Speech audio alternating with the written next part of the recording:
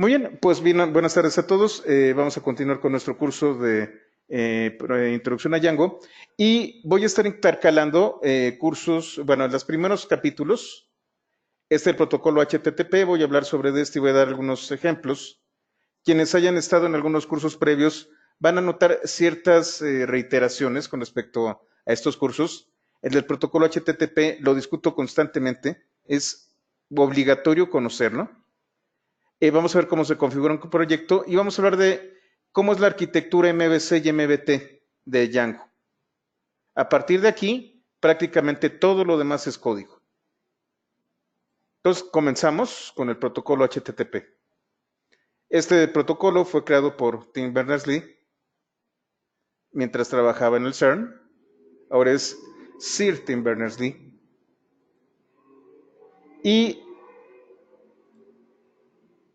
creó dos elementos. Creó un protocolo de comunicaciones de Internet y además creó un lenguaje con el que nosotros podemos trabajar a través de este protocolo.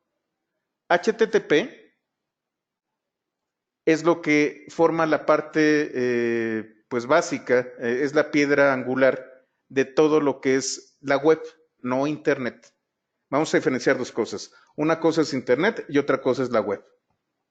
La web Internet ya existía mucho antes de que existiera este protocolo, pero este protocolo nos permite acceder a ciertos recursos que anteriormente nosotros no podíamos tener en un solo paquete. La otra cosa que creó Tim Berners-Lee fue el lenguaje HTML.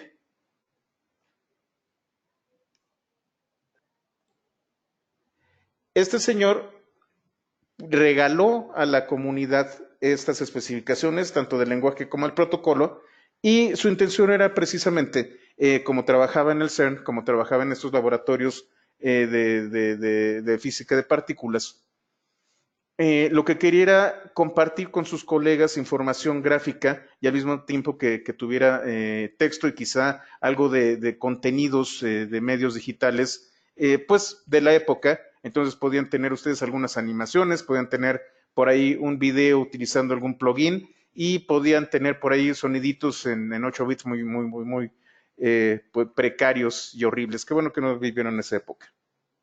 Antes de HTTP teníamos otros protocolos, utilizábamos TCP, perdón, utilizábamos Telnet, utilizábamos, por ejemplo, una cosa llamada Gopher, y todas las comunicaciones eran a través de un shell muy similar a lo que nosotros tenemos aquí en esta pantalla. Antes de HTTP, esta era nuestra interfaz a Internet. Es fácil entender por qué es un shell, nuestra primera interfaz a Internet, porque Internet nació en Unix. La primera tecnología, el primer servidor de Internet era un servidor Unix. Y nosotros nos comunicamos a través de shells y las terminales.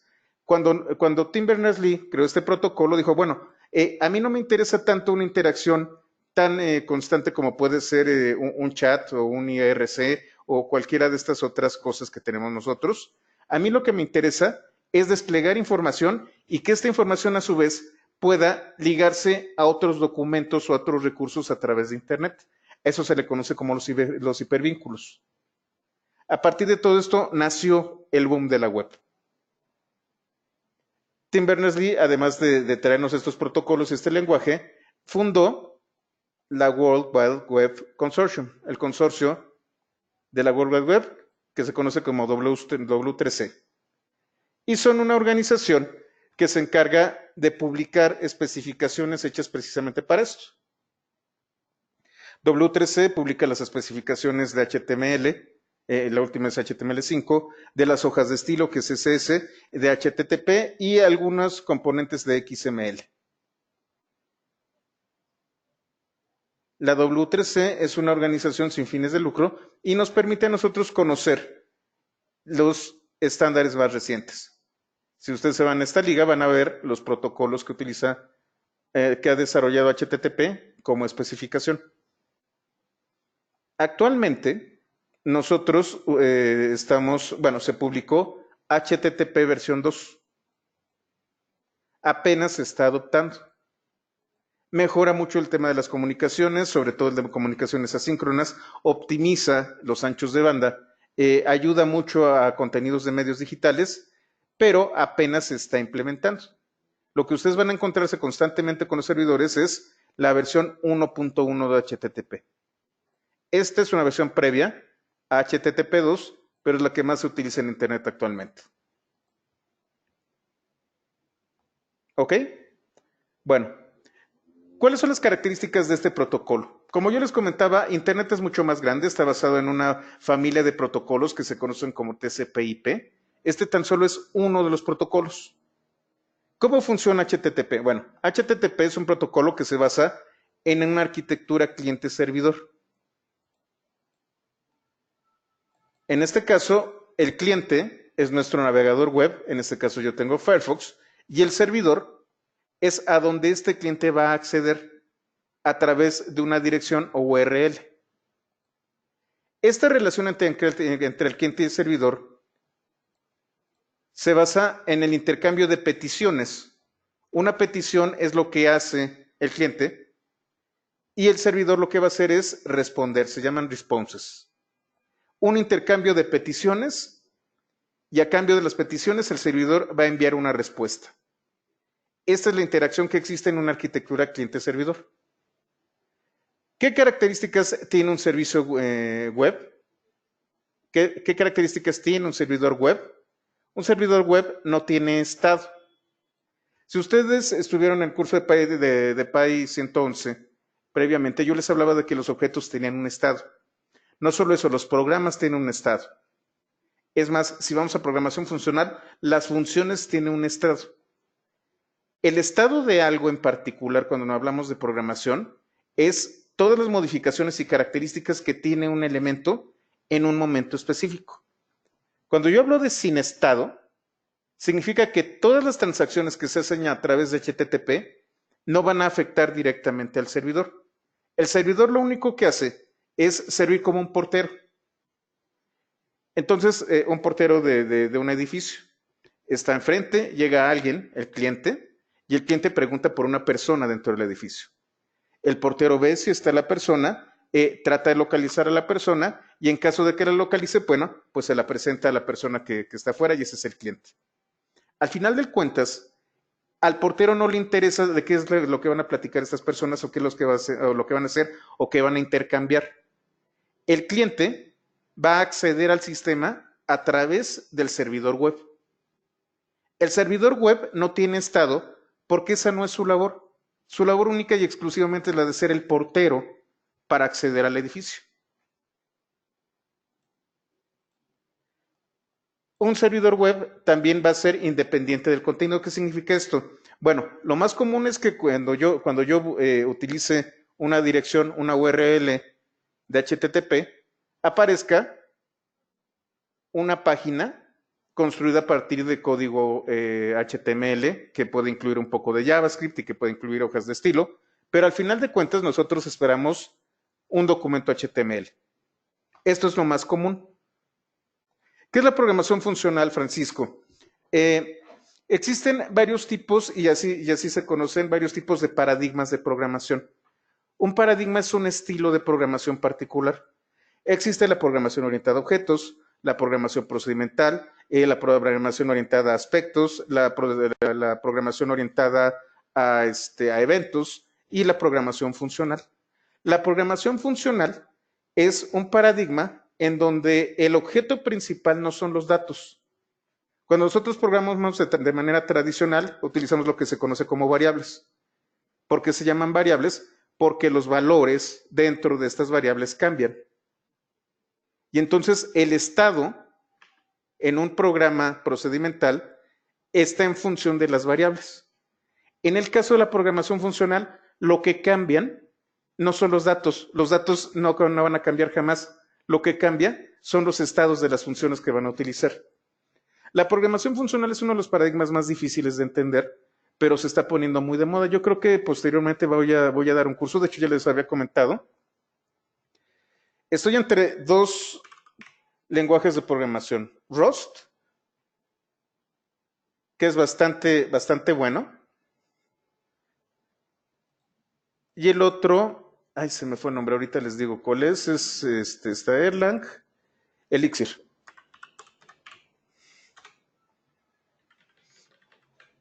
Para el próximo año voy a dar un curso introductorio, no estoy seguro si es de Rust o de Elixir. Estos son lenguajes funcionales.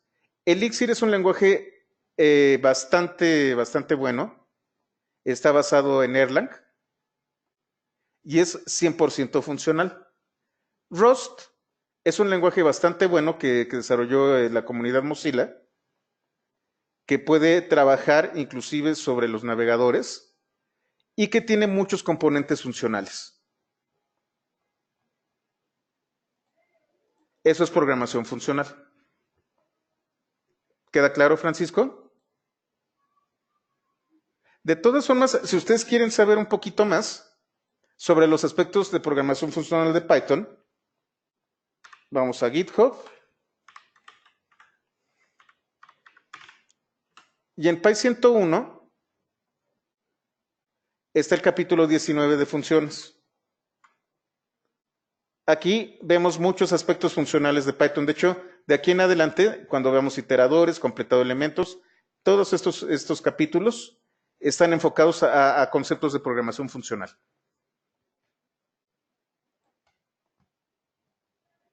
Bueno, ¿qué significa independiente del contenido? Bueno, actualmente ustedes pueden colocar una URL y no solamente van a tener una página de HTTP. Cuando ustedes entraron, por ejemplo, ahorita al GoToMeeting, tenían una URL y esta URL les preguntó, oye, ¿quieres el contenido web o vas a descargar la aplicación para escritorio de GoToMeeting? Entonces, tú tienes dos recursos. Puedes utilizar un recurso basado en HTTP de una página web en HTML que va a correr en un navegador o un recurso que requiere un cliente distinto. Y es así como una URL, una liga, nos permite a nosotros tener acceso a páginas web, a streamings de video, a streamings de audio, a binarios específicos o, por ejemplo, es muy común en estas épocas, a documentos en XML o en JSON. Francisco, Python es un lenguaje multiparadigma en donde primordialmente está orientado a objetos, pero tiene muchos componentes de programación funcional y sigue creciendo esto. Entonces, sí, Francisco, no es tan extensa la programación funcional como lo pudiera ser Elixir, pero sí tiene muchos componentes de programación funcional. Entonces, bueno, vamos a continuar. Y sin conexión. Este concepto de sin conexión es un poco vago. Sin conexión significa que una vez que el cliente hace la petición y el servidor da la respuesta, se termina la conexión. Sin embargo, vamos a ver más adelante de que sí, efectivamente, las conexiones se terminan. Te pregunto, responde si se acabó, pero yo puedo tener una sesión. Una sesión es cuando yo ya tengo un cliente y un servidor y estas interacciones son constantes. Si en una sola operación de HTTP, pregunto, respondo, pregunto, respondo, pregunto, respondo. Pero voy a tener una sesión que contiene varias peticiones y respuestas de un cliente a un servidor. ¿Esto qué implica? Que los recursos de conexión por parte de un servidor pueden desconectarse. Esto en algunos casos es una ventaja y en otros casos es una grave desventaja. Si yo hago una petición y se cierra la conexión, si es con un banco y estoy checando mis estados de cuenta, no me conviene. Si yo estoy haciendo únicamente una petición por un recurso en particular y lo entrego de inmediato, entonces termina la conexión y dejo libre el servidor para nuevas conexiones. Esto nos permite minimizar lo que se conoce como los ataques de denegación de servicio. Me conecto, entrego, cierro conexión. Y entonces puede venir otro cliente, llegar a mi servidor y hacer otra petición y esperar una respuesta. Eso significa que sea sin conexión. Como BioReact. De hecho, también esa es otra cosa que les iba a comentar. Ya tengo la fecha bien definida. Vamos a tener el siguiente diplomado De hecho, hoy en la noche voy a publicarlo. A partir del 17 van a ser 4 semanas. Un poquito antes bueno, justo después del 12 de diciembre, vamos a acabar el 13. Y van a ser, la primera semana va a ser la continuación de este curso de Flask, que va a ser Django, que va a ser Django avanzado. La siguiente semana va a ser React, en donde vamos a trabajar con Django y React en una aplicación. Y las siguientes 2 semanas van a ser DevOps.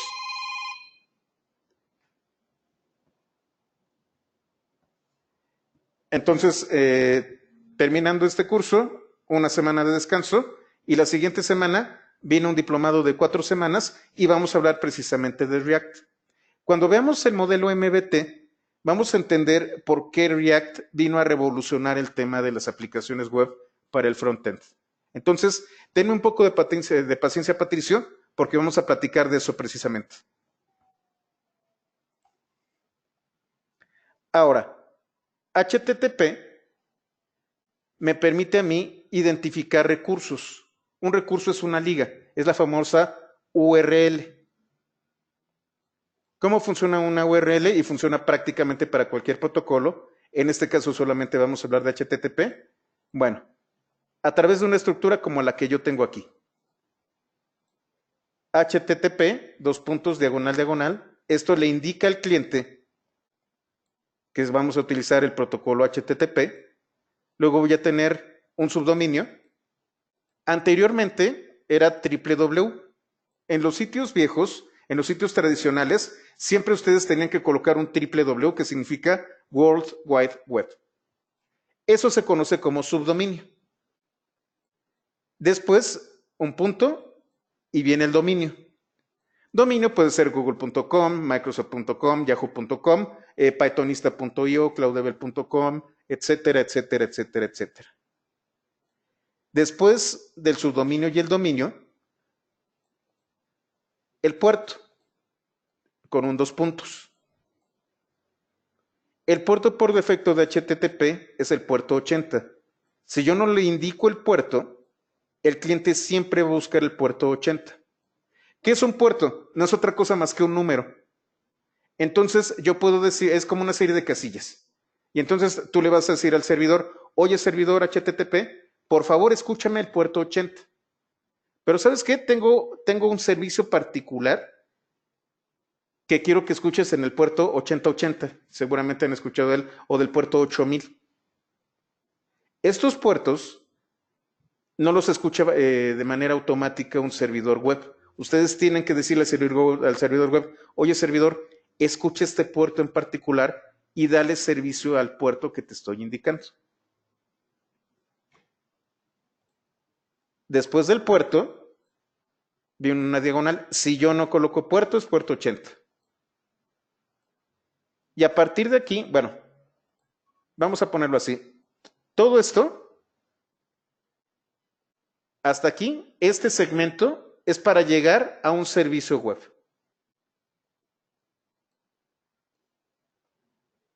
Digamos que es si estuviéramos hablando de una casa, el subdominio, el dominio y el puerto es la dirección de la casa. Y luego yo voy a tener una ruta. De hecho no es absoluta, es una ruta relativa. La ruta relativa es cuando yo ya estoy en la casa y entonces quiero buscar, no sé, si imaginemos que es una tienda comercial, es un edificio con tiendas comerciales, la ruta relativa es estoy buscando en seres domésticos. Y entonces aquí en la ruta relativa yo puedo tener subrutas divididas por la diagonal. Y entonces voy a tener en seres domésticos, diagonal electrodomésticos, diagonal batidoras. Y entonces ya me coloqué en las batidoras. Primero tengo que llegar al servidor que me está ofreciendo un servicio y luego tengo la ruta. Y al final voy a tener este signo de interrogación. Este signo de interrogación me permite dar parámetros. ¿Qué es un parámetro? Un parámetro es un par clave valor que le va a enviar información al servidor. Ahorita lo vamos a ver. Otro protocolo hermano de HTTP es HTTPS. En el caso de HTTP, a ver, perdón, Gerardo, se accede a un recurso y puede ser un servicio web o todo ya es un servicio. Puede ser un servicio web, Gerardo, o una página estática en HTML. El recurso es independiente. Con esto tú localizas al recurso y con esto le das parámetros al servidor que puede utilizar para procesar al recurso. Pero puede ser cualquier cosa. Ahorita vamos a ver algunos ejemplos. El protocolo HTTPS, bueno, como yo les comentaba, las conexiones a partir de HTTP no están cifradas. Significa que yo estoy mandando paquetes que pueden ser leídos por cualquier persona en Internet si cacha los paquetes que estoy enviando. A esta técnica de cachar los paquetes se le conoce como man in the middle, hombre en medio. Es como si alguien se colgara de su línea telefónica y estuviera escuchando las comunicaciones. HTTP es un protocolo inseguro porque no hay cifrado. Todas sus comunicaciones son visibles a una persona que esté escuchando. Para evitar este problema, se creó el protocolo HTTPS. HTTPS utiliza a su vez otro protocolo que es TLS-SSL, Transport Layer Security.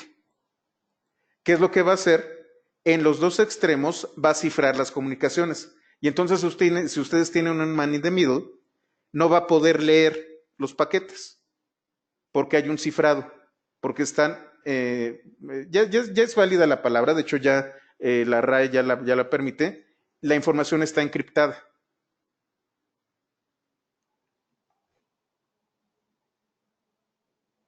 Por eso, y a lo mejor ustedes han visto las noticias, tanto Google como Firefox, es más, vamos a ver.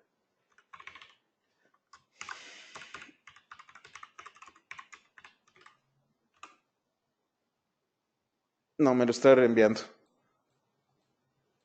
Creo que es Coder, déjenme ver.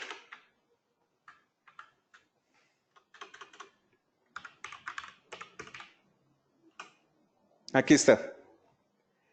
Yo tecleé http://coder.mx. Este es un dominio mío. Esta es una página ficticia, no existe este restaurante.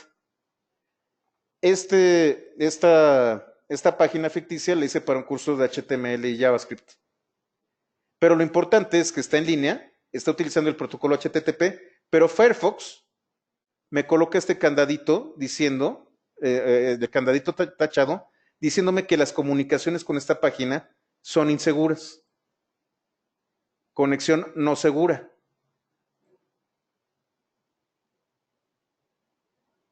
A partir de hace 2 años, tanto Google como Firefox y los demás navegadores consideran inseguras los protocolos HTTP. Dice, tu conexión a este sitio no es privada. La información que envíes podría ser vista por otros, tanto contraseñas, mensajes, tarjeta de crédito, etc. Este es el riesgo de HTTP. Los demás dominios que tengo, si ustedes entran a pythonista.io, van a encontrar el candado correctamente. Está verificado y yo tengo una autoridad que me genera los certificados para cifrar mis datos.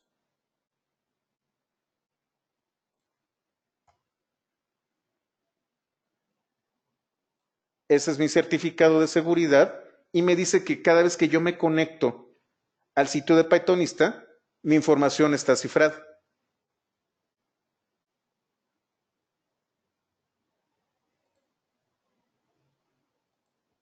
El protocolo HTTPS no utiliza el puerto 80, utiliza el puerto 443. Es un delito que legal hacer hombre en el medio. Efectivamente, Francisco Javier, si estás en México, el Código Penal habla de esto como un delito, que de manera no autorizada accedas a información a través de medios electrónicos. El Código Penal Federal se habla de que man in the middle es un delito. No, Gerardo, el triple W es porque les voy a enseñar por qué quitaron el triple W, pero vamos a continuar un poquito. En la configuración, ¿cómo es? ¿Te estás refiriendo al servidor web, Gerardo? Déjenme entrar y les enseño. Esto no es parte del curso, pero es una muy buena pregunta.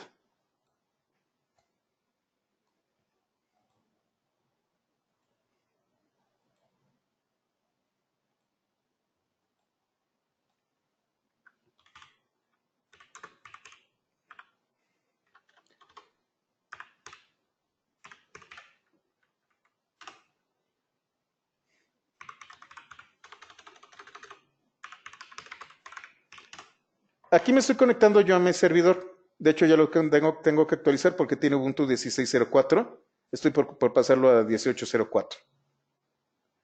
Este es el servidor en donde vive pythonista.io. De hecho, lo tengo ligado también a este dominio, oi.mx. Este servidor maneja múltiples dominios, maneja oi.mx, openintelligence.mx, lonacionalmx, cloudlevel.com, pythonista.io, pythonista.mx, tiene muchos dominios. Lo que yo tengo aquí es una dirección IP. Una dirección IP que se considera pública.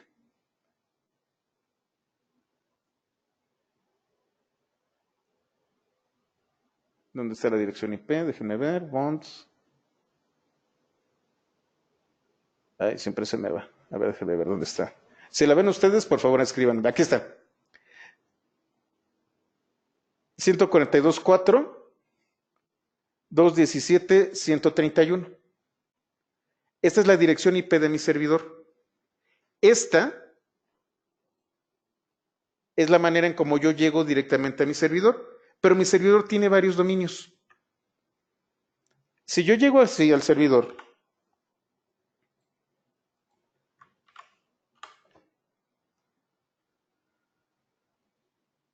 tal cual, me va a dar esta página ficticia. Oye, pero yo no quiero llegar a esta página ficticia, yo quiero llegar a pythonista.io. Lo que sucede es que yo tengo... ahorita les platico del DNS. Y ahorita vamos a verlo. Justamente esta es la dirección IP. Para que yo pueda trabajar cada uno de los sitios que yo tengo aquí, necesito un servidor DNS. ¿Qué es un servidor DNS? Un servidor DNS me permite traducir este numerito a un dominio. Entonces yo llego con un registrar, así se llaman, que es el que me vende el dominio.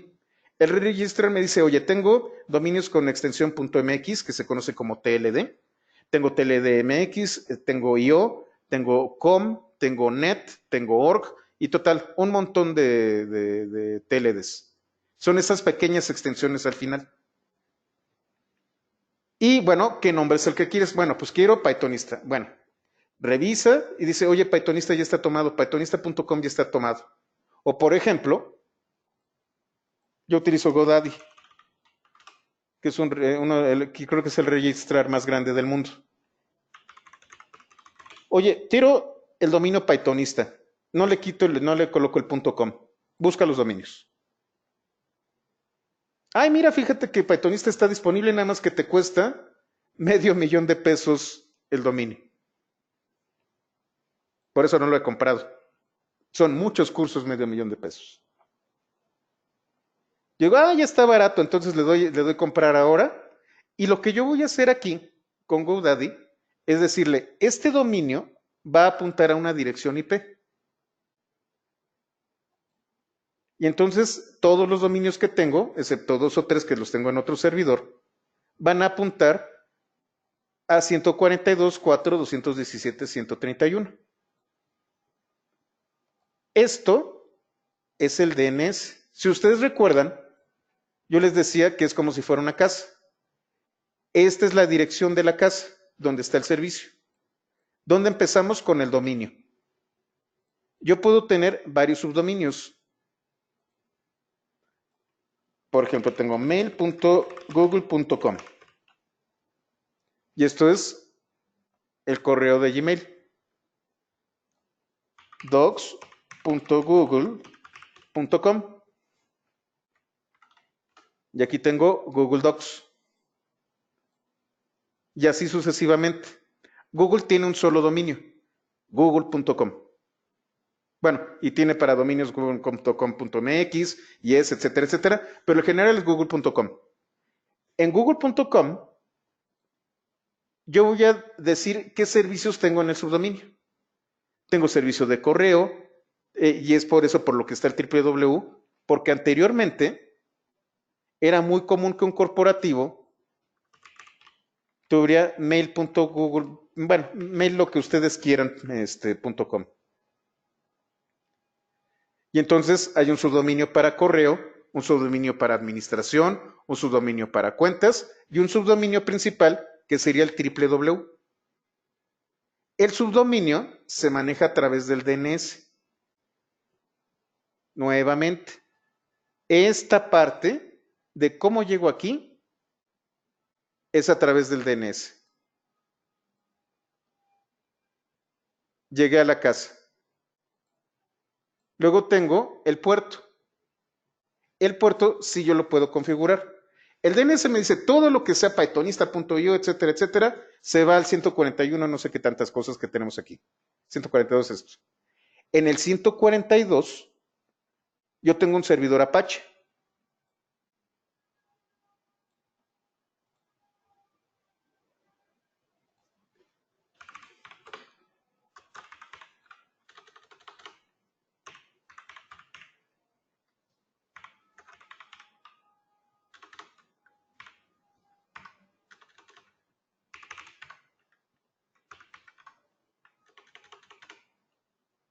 ¿Qué es? Déjenme me acuerdo. Aquí está. Tengo una configuración principal que es apache 2.conf. Esta es la configuración principal de mi Apache. Pero Ubuntu me permite definir reglas dependiendo de cada instancia de Apache. Voy a abrir una aplicación llamada Midnight Commander,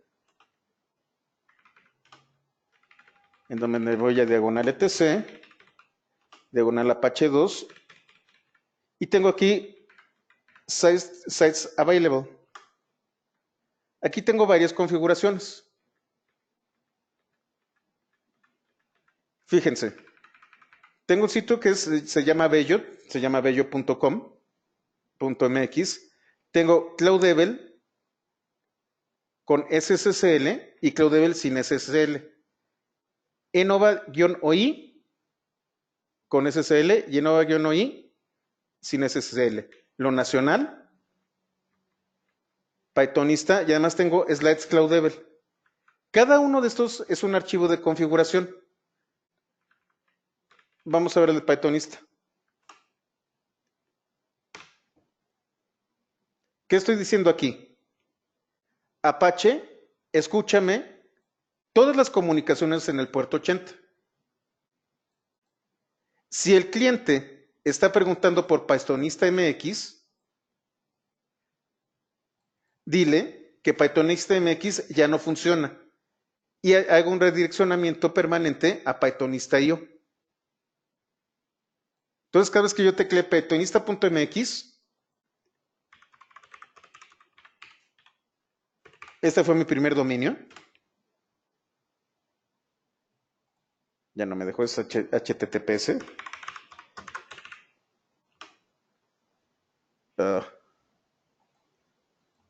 porque no me está haciendo el redireccionamiento. A ver si ahora sí. Bueno, no sé por qué no está haciendo el redireccionamiento. Siempre me queda mal. Bueno, se supone que esta regla me dice, cada vez que encuentres Pythonista MX, redirecciónalo de forma permanente a pythonista.io.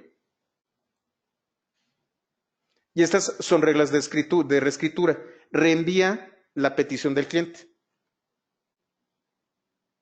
Además, le voy a decir cualquier cosa que llegue a Python. Bueno, y aquí tengo, esta es una primera regla. La primera regla es todo lo que lleve a Pythonista MX, reescríbelo a Pythonista.io. Y tengo otra regla.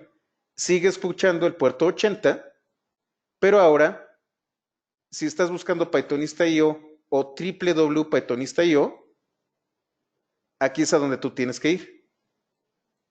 Y estas son algunas reglas en donde yo tengo configurado un servidor de aplicaciones llamado Plon. Estas reglas le están diciendo a mi servidor que cuando llegue una petición a Pythonista.io, la mande a Plon y sea manejada a través de Plon.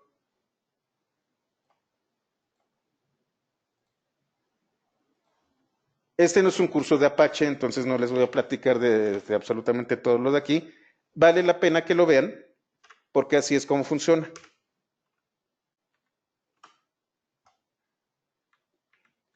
Cada uno de estos tiene reglas específicas para cada dominio. Este, por ejemplo, es el que escucha el puerto 443. Este es HTTPS y busca un módulo de Apache de conexión segura.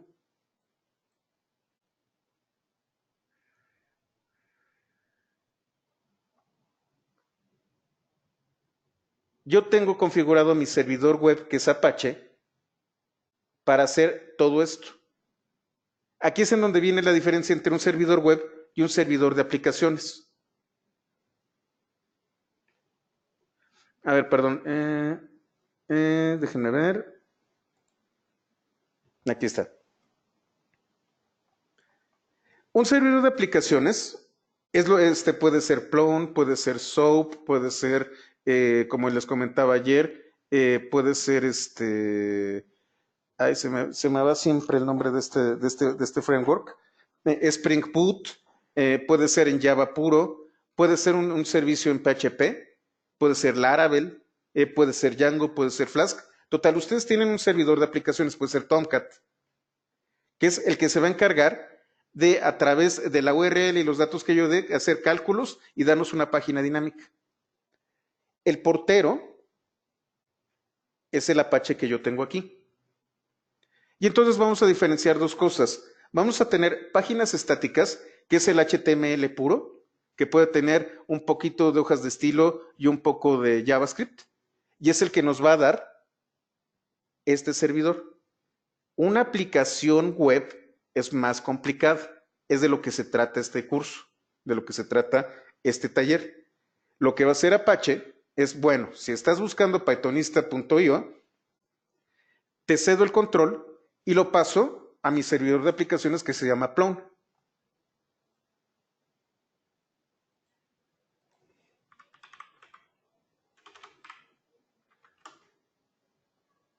Este es el CMS que yo utilizo para el sitio.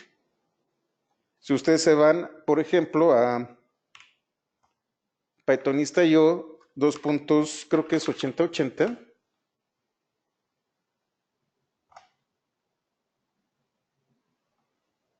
Bueno, es otro puerto. Se van a encontrar de que mi servidor de Plon está trabajando en este puerto. Lo que estoy haciendo es redirigir.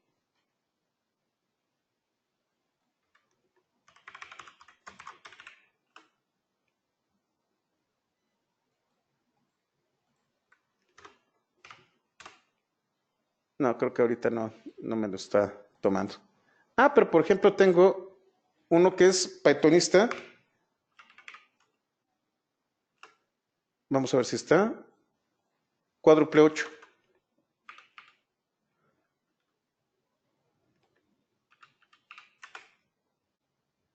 El Pythonista cuádruple 8 Yo tengo un servidor de Jupyter funcionando directamente en mi servidor.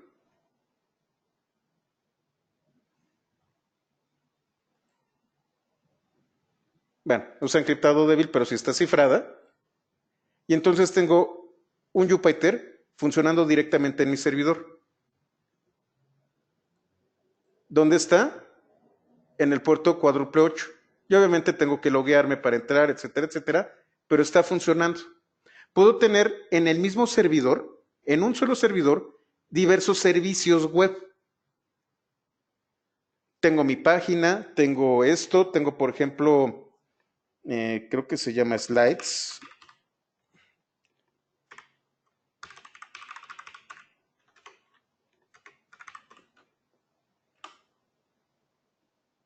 Tengo un subdirectorio que se llama slides.cloudlevel.com, que es donde tengo algunas presentaciones.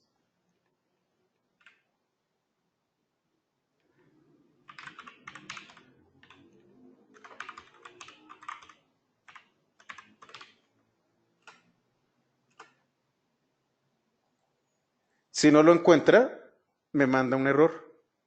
Y ustedes pueden ver que es un Apache con Ubuntu. Tengan mucho cuidado con esto. Procuren no exponer demasiada información. En este caso tengo bastante endurecido mi sistema, entonces puedo darme un pequeño lujito. A ver, vamos a ver si este es nada más DevOps.html. Como son tantas cosas que doy, se me olvidan los nombres. Bueno, les voy a pasar posteriormente los datos de esto de aquí. Yo puedo tener, a través del servidor Apache, distintos servicios que están en función del dominio y del subdominio. Y a partir de aquí, yo puedo decidir si sirve una página HTML normal o lo ligo a un servidor de aplicaciones.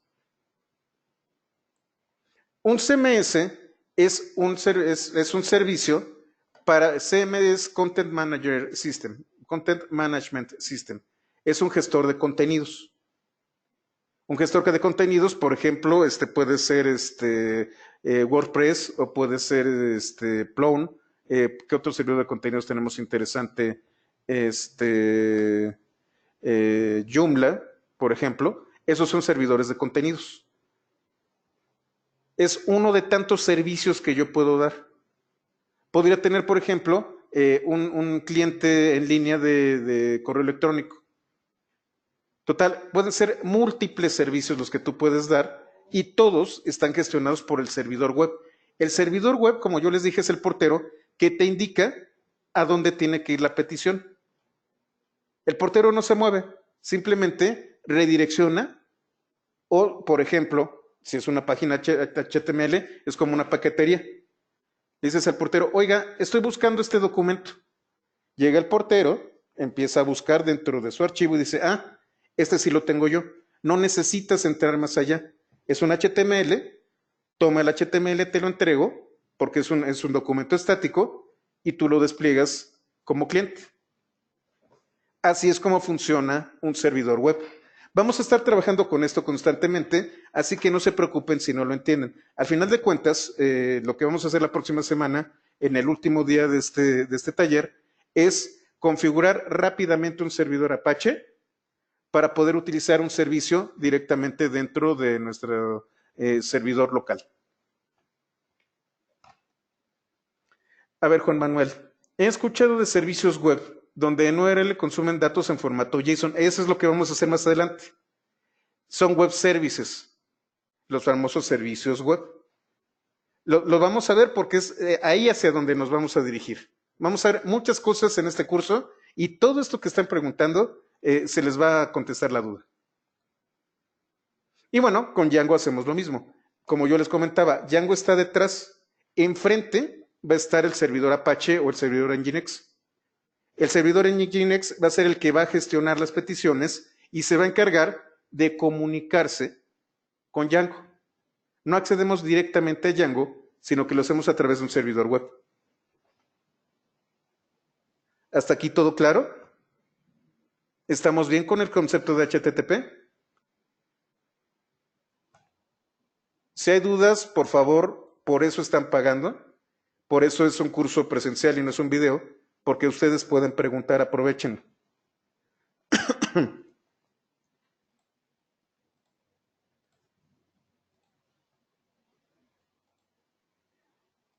Ahora, las comunicaciones, como yo les comentaba, están constituidas por peticiones y respuestas. Y todo el conjunto de peticiones y respuestas que ustedes van a hacer entre el cliente y el servidor son una sesión. ¿Cómo funciona esto? Bueno, anteriormente HTTP te decía en un principio que no había conexión. HTTPS lo que hace es generar una sesión en donde de forma, ¿cómo se dice?, negociada entre el cliente y el servidor, se genera una conexión. Esta conexión está cifrada. Durante cierto tiempo, ustedes van a poder hacer peticiones y van a poder recibir respuestas que están cifradas. A esto se le conoce como sesión.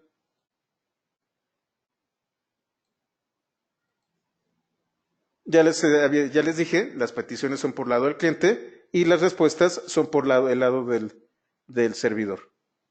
Ahora bien, si todo sale bien, el servidor les va a dar el recurso. Pero ¿qué ocurre si hay algún error en particular? Si todo sale bien, además del recurso que les va a dar el servidor, les va a dar lo que se conoce como un mensaje de estado. Si todo sale bien, ustedes van a tener el estado 200.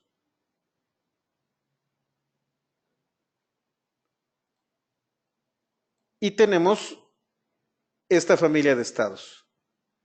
El estado 100 te da información respecto al servicio.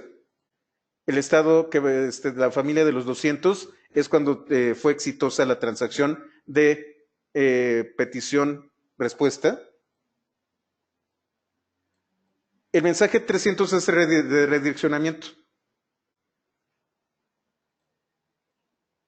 Significa que tú estás buscando en un sitio en particular y el servidor te está mandando en otro. Te avisa que sí, encontraste, que el recurso estaba aquí, pero se movió a otro lado. El error 400, la familia 400 son error del cliente. Y el error 500 son errores del servidor. Esta familia de mensajes la pueden ustedes consultar aquí.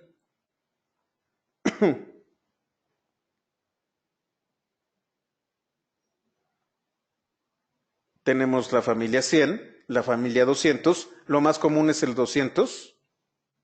Dice OK. La familia 300 es cuando yo redirecciono a través del servidor.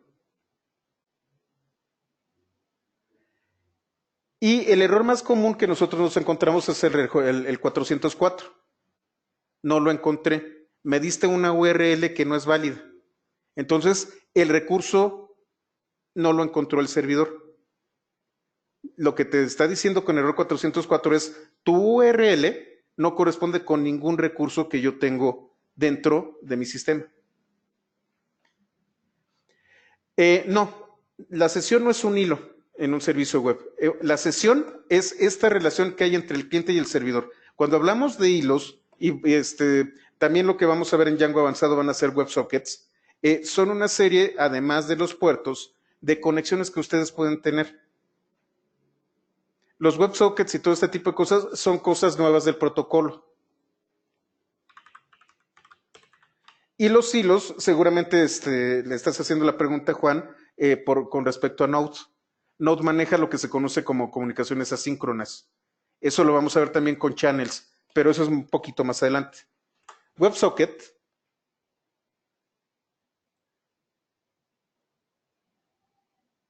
es parte de TCP y lo que me permite es generar sesiones más avanzadas todavía. WebSocket se utiliza mucho, sobre todo para aplicaciones móviles.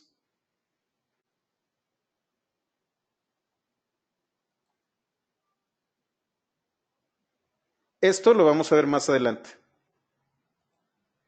¿Qué es un hilo? Un hilo o un thread. Bueno, thread.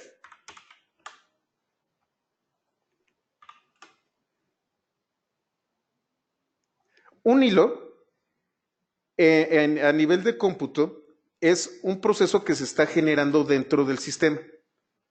El sistema tiene un buffer y tiene una capacidad de procesamiento. Ustedes pueden tener múltiples tareas ejecutándose de manera, pues para nosotros los seres humanos, aparentemente simultánea. Pero anteriormente, cuando las CPUs tenían únicamente un procesador, tenían un solo núcleo, lo que ustedes tenían que hacer era generar hilos. Y entonces le daba paso a un hilo, lo procesaba, lo regresaba el procesador y tomaba otro hilo y luego otro hilo y luego otro hilo. Como esto ocurre en microsegundos, nosotros no nos damos cuenta. ¿Qué ocurrió? Eran tantos hilos que un solo CPU, un solo núcleo, empezaba a tener un cuello de botella. Es ahí en donde nació el multicore. Y entonces tenemos 2, 4, 6, 8, 16, 24 núcleos en donde nosotros podemos tener múltiples hilos trabajando.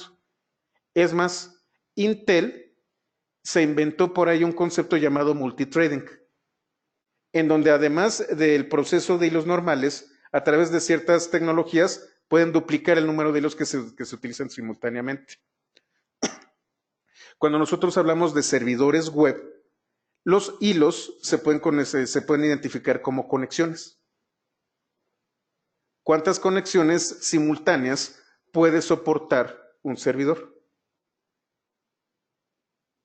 No es lo mismo, Juan Manuel, pero esa es más o menos la idea. Ese todavía no lo tengo desarrollado, no está en GitHub, pero que voy a hablar de temas específicos de Python y de su arquitectura.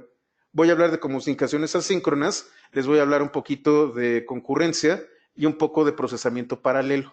Ahí es en donde vamos a hablar de hilos, de procesamiento paralelo y concurrencia, como ya dije, y ver cómo Python puede aprovechar todos estos múltiples núcleos para poder trabajar.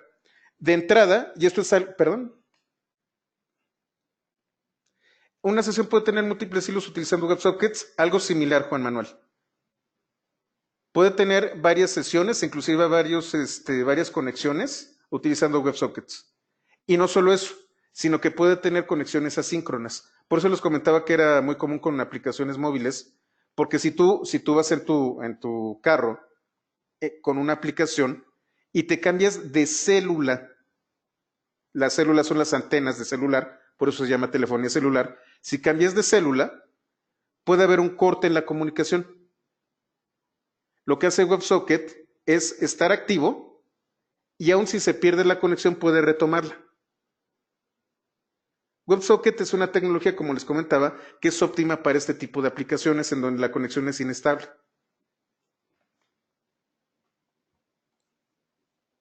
Total, hay muchas cosas que platicar. También tengo por ahí también planeados para el próximo año cursos de JavaScript utilizando Node. No me gusta, creo que ya lo he hecho patente muchas veces, pero pues es una tecnología que se usa. Tampoco me gusta Java y también la estoy utilizando y me gusta enseñarla como debe de ser. Entonces el próximo año vamos a ver Node y vamos a ver cómo JavaScript tiene características tan particulares que se hace óptimo para comunicaciones asíncronas. El problema que tiene Node es cuando de verdad tú vas a escalar el servicio. No es tan escalable como dicen, no es tan fácil hacerlo, pero pues funciona para algunas aplicaciones. ¿Por qué no me gusta JavaScript, Patricio? La realidad es que cuando vimos Python, Py 101 y Py 111, se tomó una decisión muy fuerte con respecto a Python. Tenemos Python 2 y tenemos Python 3. Y en menos de 2 meses Python 2 se va a volver obsoleto y todo el código previo se vuelve legacy. Esa es una decisión muy importante que se tomó hace 10 años con respecto a Python, porque si no, no podía crecer el lenguaje. Y lo que íbamos a tener era código muy feo, porque iba a arrastrar todos los errores desde que salió Python. JavaScript no tomó esa decisión. Lo que JavaScript tomó por decisión es, bueno, sacamos las nuevas especificaciones de ECMAScript, pero absolutamente todo el código viejo desde principios de los 90 hasta acá es compatible. Entonces, tienes muchas maneras de escribir código en JavaScript. Puedes utilizar el estilo viejo o el estilo de JavaScript 6, que es el que utiliza, por ejemplo, tanto Vue como React. en donde ya las cosas están más ordenadas después de 20 años de desarrollo. Pero tú puedes escribir igual de puerco que como hace de 20 años y de todas formas va a jalar. Esto hace que haya malas prácticas en la codificación. Y es por lo que no me gusta JavaScript. JavaScript es muy permisivo, permite muchas cosas y es muy fácil que se hagan porquerías con el código. Por eso no me gusta JavaScript. Y por eso tengo un curso de JavaScript, pero apegado a ECMAScript, en donde soy mucho más estricto en cómo se debe de programar correctamente. Por eso no me gusta JavaScript. La realidad es que debieron de haber tomado una decisión, pero esa decisión implica también pues volver inutilizables millones de sitios que están funcionando. Es comprensible, pero es una decisión que se debe de tomar. Es por eso por lo que no me gusta JavaScript. JavaScript sí lo manejo, me gusta decir que más o menos lo domino eficientemente, pero no es mi primer lenguaje para programar. No lo sugiero como primer lenguaje de programación. Pueden hacer porquerías muy fácilmente. Bueno, vamos a continuar. Estos son los mensajes. Vamos a estar jugando con los estados cuando generemos nuestra API basada en REST. Además de los mensajes, yo puedo aplicar lo que se conoce como métodos. HTTP define una serie de verbos. Get, bueno, este no es verbo, pero bueno, se llama head, post, put, patch, delete, options, trace, connect, etcétera, etcétera. Estos se conocen como métodos o verbos. Get es el método que utilizan todos los navegadores. Cuando yo tecleo,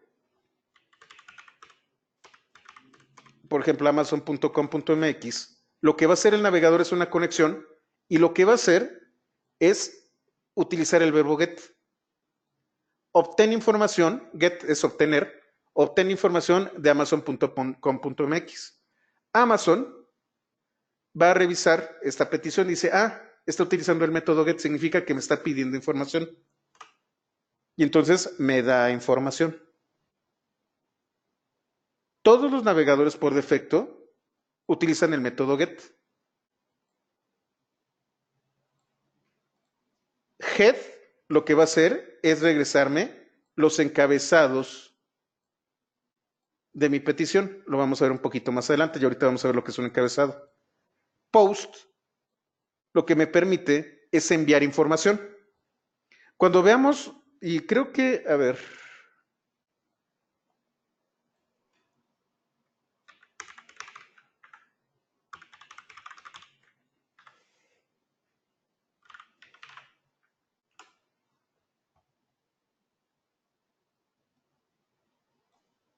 se los voy a colocar en el chat.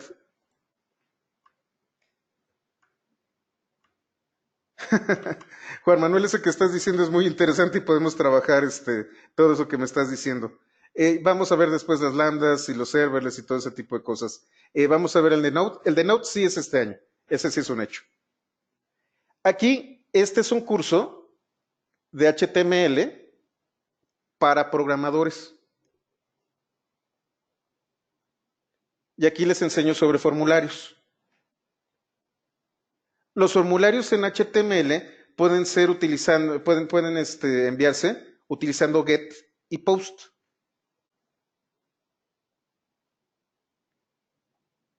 Aquí se los digo. ¿Cuál es la diferencia entre get y post? Fíjense en esto. Creo que es a diagonal S. Diagonal S.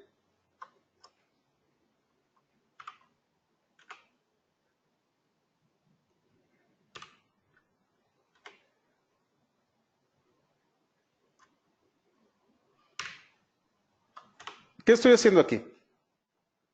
Voy a construir una petición específica para buscar algo en particular.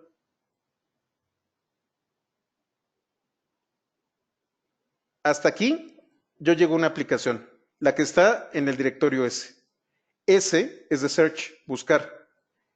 Voy a buscar con unos parámetros en particular. Yo ya sé que la K significa keyword. Y le voy a colocar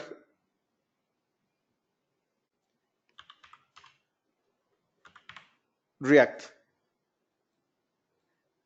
Yo ya conozco la estructura de cómo funciona Amazon, el servidor de Amazon. Lo que estoy haciendo es entrar al recurso ese de búsqueda y si ustedes recuerdan, hablaba de parámetros.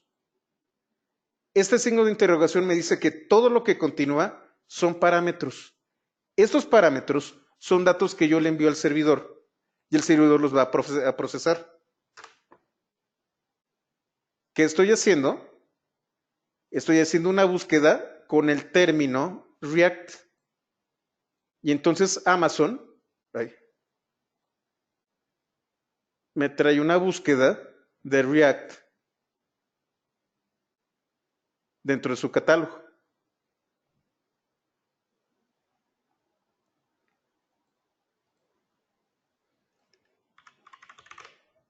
Por ejemplo, Python. Le voy a colocar más data.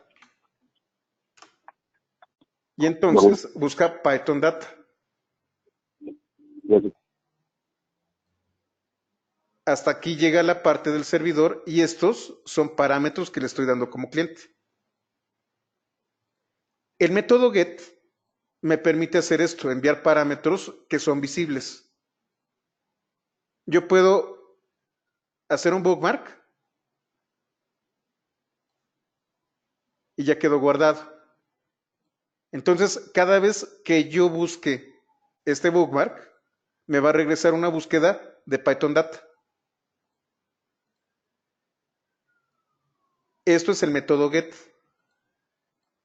Me permite a mí hacer búsquedas con parámetros específicos y estos parámetros específicos siempre van a ser enviados. Siempre que yo utilice esta URL, voy a buscar Python Data.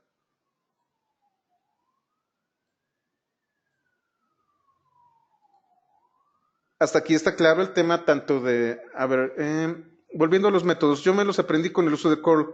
Curl es una biblioteca, Juan Manuel, qué bueno que también lo comentas. Curl es una biblioteca que se utiliza mucho tanto en Linux como en Mac, que es un pequeño cliente de HTTP.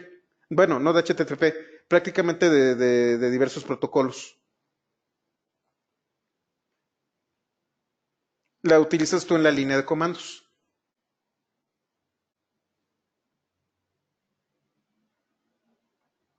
Python tiene una implementación de curl.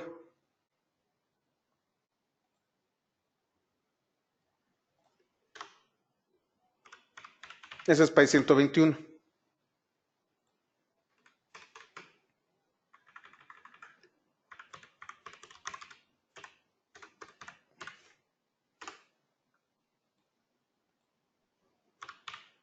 En Py 121 hay un capítulo llamado URLlib. Este capítulo les habla de la implementación de la biblioteca de curl, pero utilizando sintaxis de Python.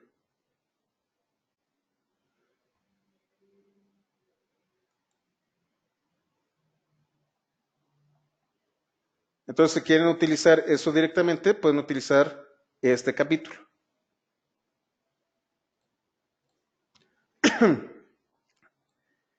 Aquí vamos a utilizar otra herramienta. Vamos a utilizar primordialmente get y post. Post va a enviar la información, pero con una pequeña diferencia con respecto a get. En el caso de get, los parámetros son visibles en la URL. Son parte de la URL, yo accedo a ellos. Con post, yo únicamente voy a poder mandar los parámetros de manera empaquetada, de manera cifrada. No se van a ver en la URL. Les voy a dar un ejemplo.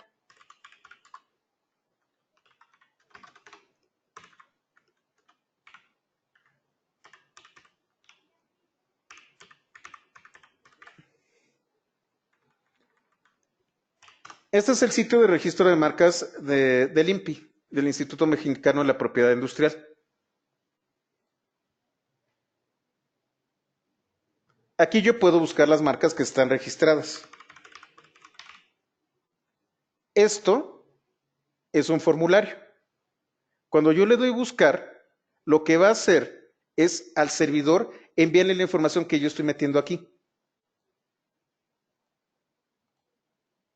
Y le doy buscar. El servidor recibió la información y lo que va a hacer es regresarme información a través de este post, que por cierto está bien lento. Aquí está. Y entonces tenemos el registro de la marca Pythonista.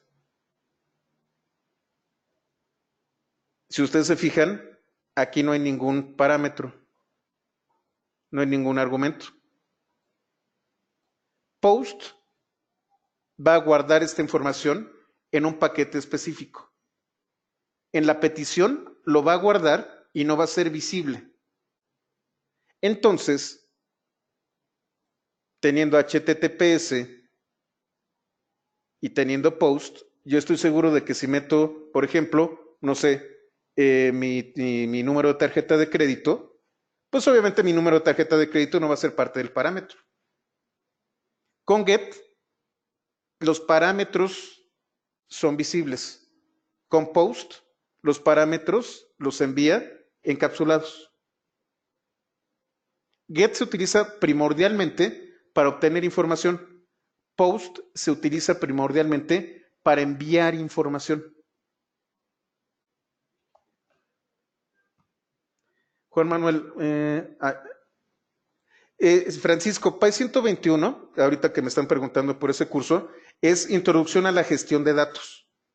Y hay una pequeña introducción a web scraping. De hecho, uno de los capítulos se llama Scrappy.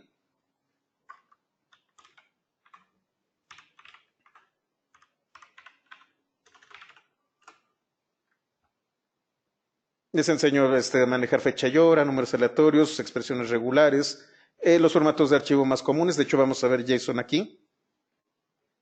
Ya al final, ya en los últimos capítulos, vemos automatización de web scraping. Digamos que prácticamente todos los primeros capítulos son técnicas básicas y aquí ya llegamos a web scraping avanzado. Pero la aplicación de todos estos conocimientos las pueden aplicar prácticamente a cualquier tipo de dato. Si les interesa, ahí está el curso.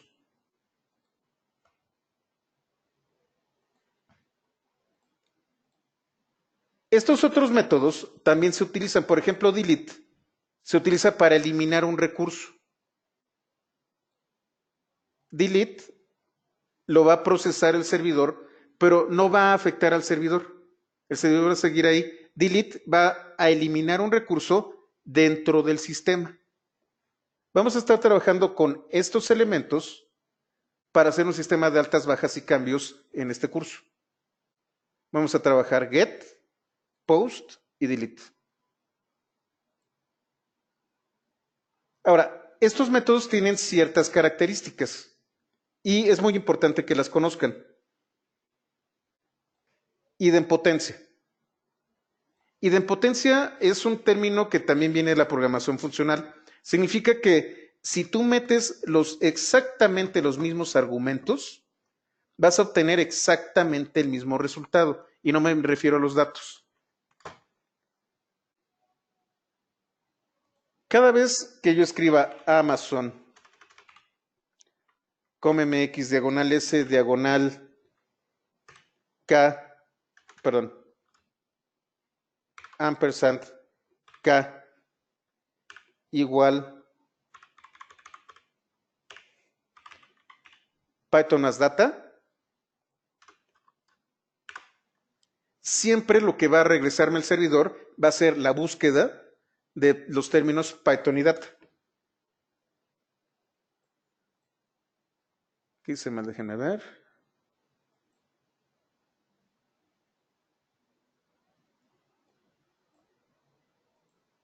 Perdón, es el signo no es ampersand, es el signo de interrogación.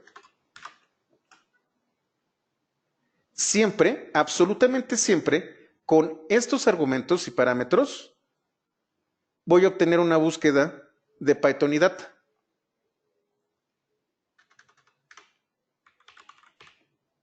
Si lo cambio, siempre voy a tener, por ejemplo, una búsqueda de Python con Flask. Siempre de los siempre, el resultado va a ser el mismo, una búsqueda de los términos que yo estoy colocando. Esto se conoce como idempotencia. Idempotencia es que yo siempre voy a esperar el mismo resultado cuando meto los mismos datos. Otro tema que tienen, otro concepto que influye en los métodos es la seguridad.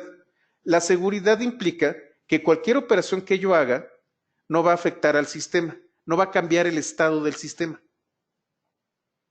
El método get es idempotente y seguro, porque de entrada solamente obtengo información. El método head es idempotente y seguro también, porque me va a tener únicamente los encabezados. Ahorita vamos a ver qué es un encabezado. El método delete es idempotente. Cada vez que yo utilice el método delete, va a eliminar un recurso. Invariablemente, cuando utilice delete, lo va a eliminar. Por eso es idempotente.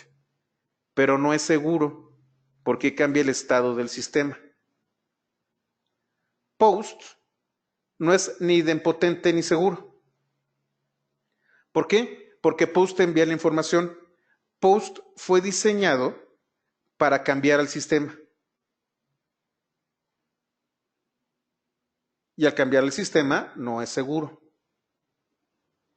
Put, por ejemplo, es un método que se utiliza para modificar algo que ya existe en el sistema. Put es como post, nada más que put va a sustituir al sistema. Put se utiliza cuando ya existe el recurso y lo que quiero es sustituirlo completo por un recurso distinto. Entonces, put siempre va a aplicarse en recursos existentes, pero va a cambiar su estado. Y patch, que es como que significa parchar, lo que va a hacer es en un recurso existente cambiar solamente una pequeña porción de este recurso. Nuevamente, si no entienden, aquí es en donde se les explica.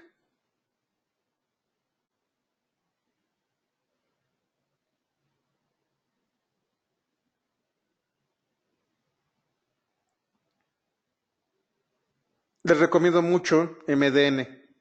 Si ustedes quieren ser programadores de recursos web, MDN es su mejor aliado.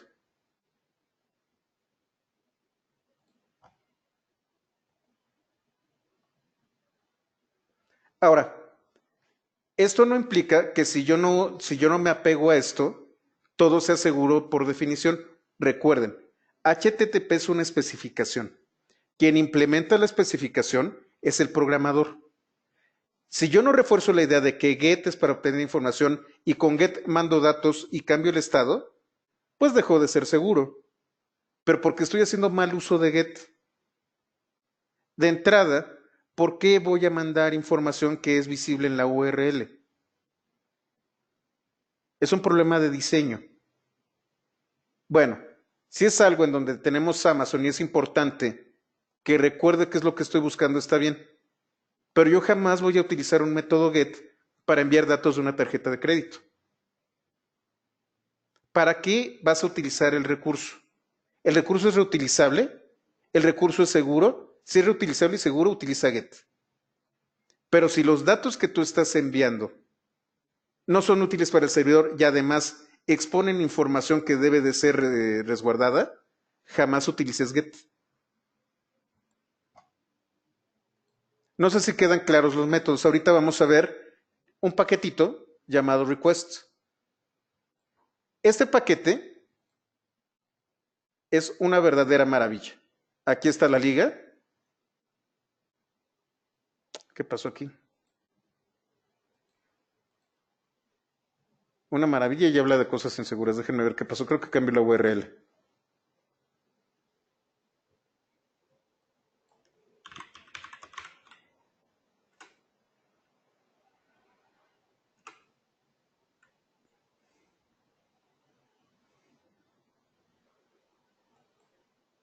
Sí, cambió la URL, ahorita la actualizo. Se las voy a colocar en el...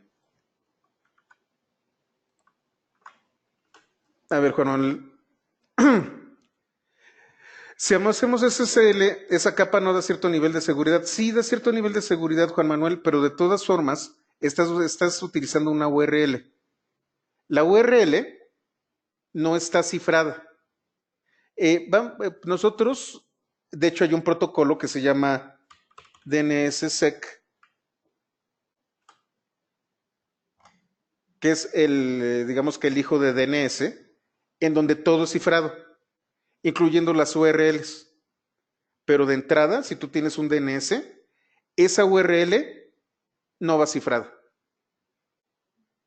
El SSL entra cuando estás en el servidor. Si tú estás mandando la URL completa con los datos completos, es visible desde el DNS.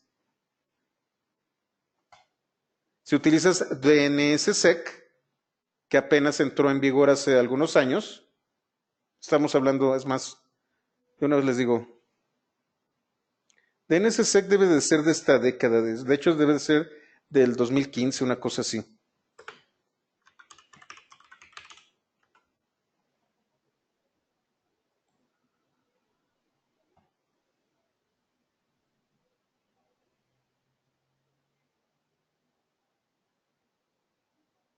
Empezó a desarrollarse en mayo de 2005 y todavía no acaba de ser implementada correctamente. Pero DNSSEC lo que hace es cifrar absolutamente todo. Ahora sí, tienes una conexión cifrada desde el propio servidor DNS.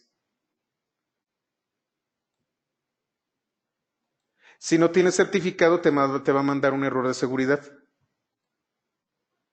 Eso lo vamos a ver, que también estoy un poquito retrasado con eso. Tengo dos proyectos, como les decía. Pythonista, que es Python y datos, y tengo el otro que es CloudDevil, que es sobre todo sysadmin y DevOps. Tengo otro curso, disculpen por tanto comercial, pero vale la pena porque son recursos que ya desarrollé y que están a su disposición, que es una introducción a Linux, que es CD101. Este está también como en un 50-60% de avance. Todavía no está tan maduro como para dejárselos de manera autodidacta, pero pueden encontrar muchas cosas. Después de viene un curso de administración de servidores Linux, en donde les hablo de cómo hacer una configuración de DHCP, DNS, Samba, NTFS, cómo ustedes utilizan tanto Apache como Nginx, cómo se configura una base de datos, tanto PostgreSQL como MariaDB como MongoDB, en un entorno Linux. Eso es para el próximo año. Si ustedes quieren empezar, este es un curso con las bases de Linux. Y funciona también muy bien para macOS. Y entonces ahí les hablo de los certificados SSL, de cómo lo tienen que dar de alta, de cómo configuran el servidor Apache, cómo hacen redireccionamientos. Total, es un curso muy bonito que tengo en mente y que bueno, uso Linux desde 1995 más o menos y lo utilizo cotidianamente por ahí desde el 2001. Entonces, Linux es parte de mi vida, es lo que me da de comer. Entonces, es lo que más me gusta compartir con ustedes. Eso es otro curso, Juan Manuel. Vamos a trabajar con request. Voy a actualizar la URL, ya se las puse aquí. Déjenme lo edito.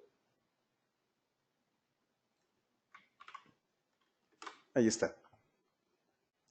Request es un paquete que tengo que instalar, entonces voy a utilizar pip.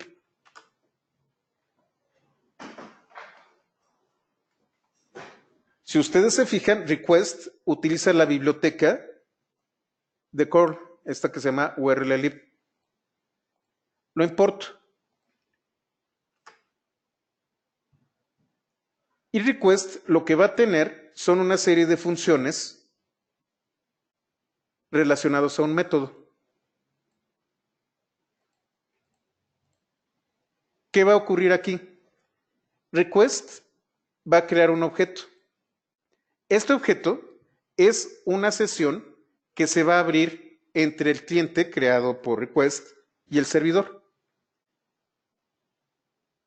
Este objeto lo voy a llamar sitio. Acabo de hacer una conexión con Pythonista.io. ¿Qué es lo que contiene este objeto? Tiene un método close, datos de la conexión, el contenido, si hay cookies, el encoding que se está utilizando, el encabezado, la historia de las conexiones, si hay redireccionamientos, todo esto es lo que tiene, inclusive si me están dando contenido en JSON. Vamos a ver algunos de estos elementos. Por ejemplo, quiero ver los encabezados. Esto es información de entrada que da el servidor. Este es el encabezado del servidor. ¿Qué está diciendo? La respuesta se realizó a esta hora. Este es el servidor que me dio la respuesta. El contenido de respuesta está en español y esta sesión no va a terminar. Si está en el pasado, no expira. Todos estos son datos. Por ejemplo, lo que estamos haciendo es que el contenido es compatible con Edge. Content type es texto en HTML utilizando la codificación UTF-8.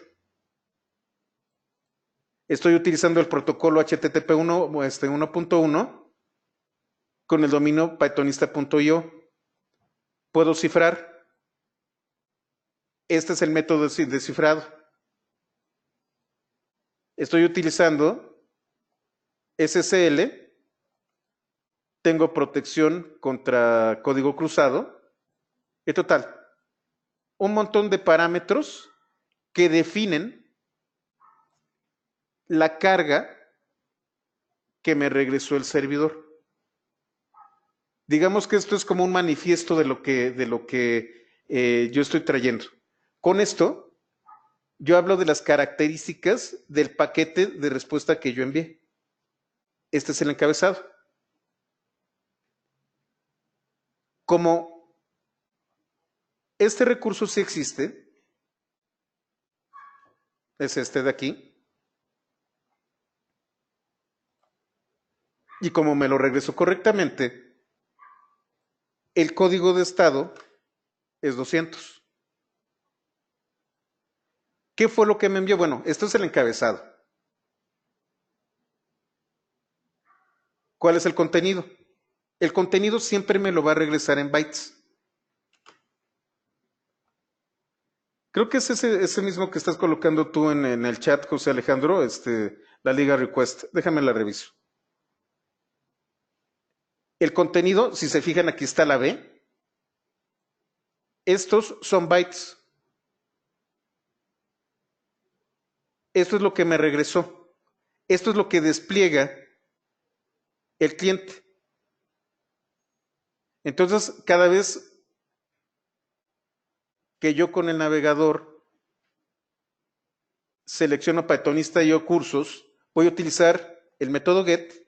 El método get va a hacer la petición por el recurso. Se va a regresar todo esto, un encabezado similar, y va a desplegar un documento en HTML.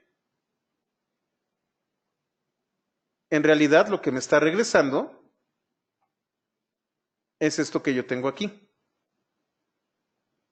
Yo tengo otro atributo que es text. De binario lo paso a texto. Digo, aquí se ve un poco extraño, pero si yo lo paso a texto, pues es HTML.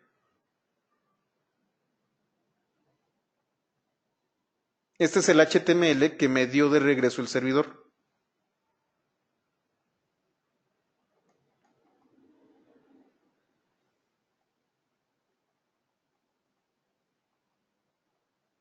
Es bastante. Y para cerrar la conexión, para cerrar la sesión, utilizo el método close.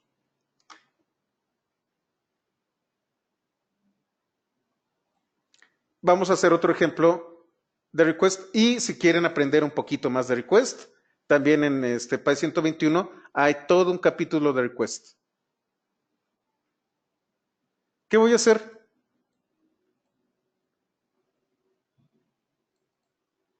Voy a hacer una función que se llama getURL. Esta función le voy a colocar la URL que estoy buscando. Utilizo requestGet para la URL y voy a regresar el estado y el contenido del sitio. Entonces, getURL pythonista.io.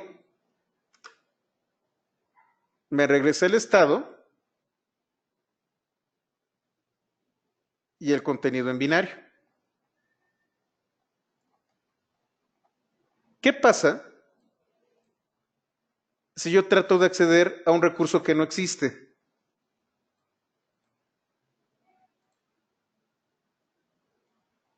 Este recurso no existe.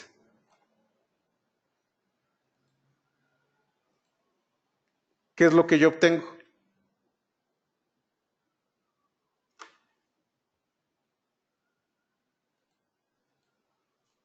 Ah, no, perdón.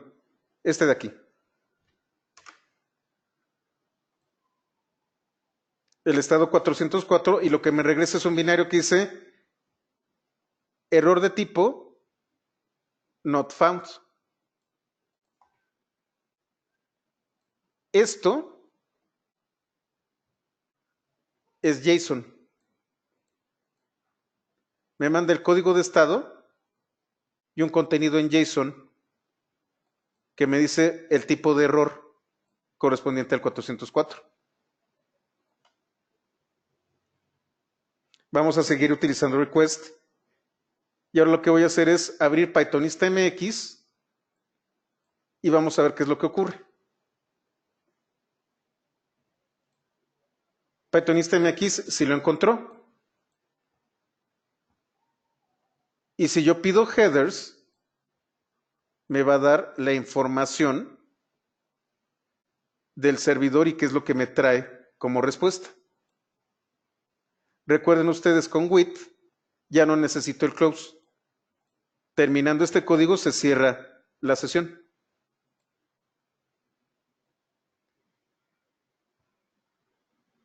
Si quisieras aprender a programar Flask, ¿por dónde te recomendaría comenzar? Volvemos al comercial, Francisco. Ya está un poquito viejo, de hecho lo voy a actualizar. Bueno, para empezar, Flask tiene muy buena documentación. Muy, muy buena documentación. Si quieres ver cómo funciona, vete aquí, al sitio. Te vas a documentación y aquí está la guía de usuario. De hecho, mis cursos yo los utilizo directamente de la documentación. Los creo a partir de la documentación oficial. Si lo quieres en español,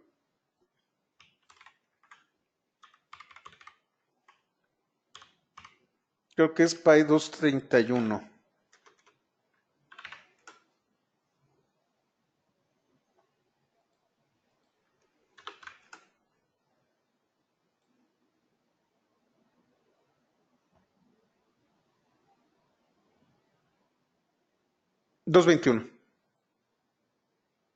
Este es mi curso de Flask.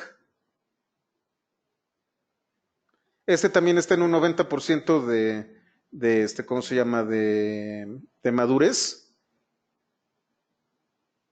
pero no lo he dado este año.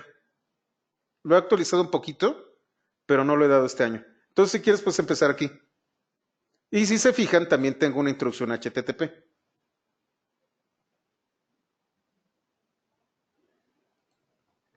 Entonces, empieza por aquí y puedes utilizar mi repositorio. Sí, sí se puede hacer MVC con Flask. Nada más que Flask, como yo les digo, Flask es por componentes. Flask es un servidor mínimo en donde únicamente envía paquetes. Todo lo demás lo tienes que implementar tú. pero sí tiene funciones que les permiten a ustedes utilizar algo parecido a MVC. Ahora, aquí hay una cosa que es importante y espero que lleguemos a tiempo para eso. MVC es un paradigma, es un patrón que está empezando a quedar en desuso. Y ahorita les voy a explicar por qué cuando llegamos al tema.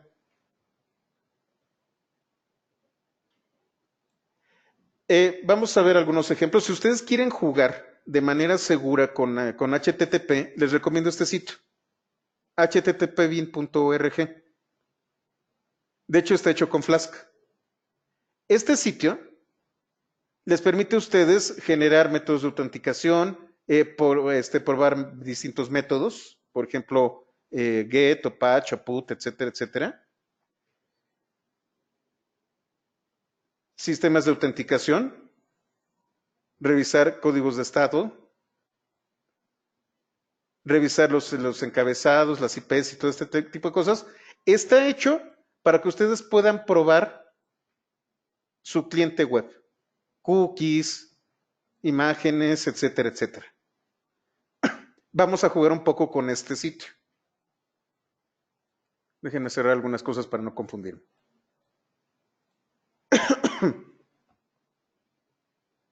¿Qué voy a hacer?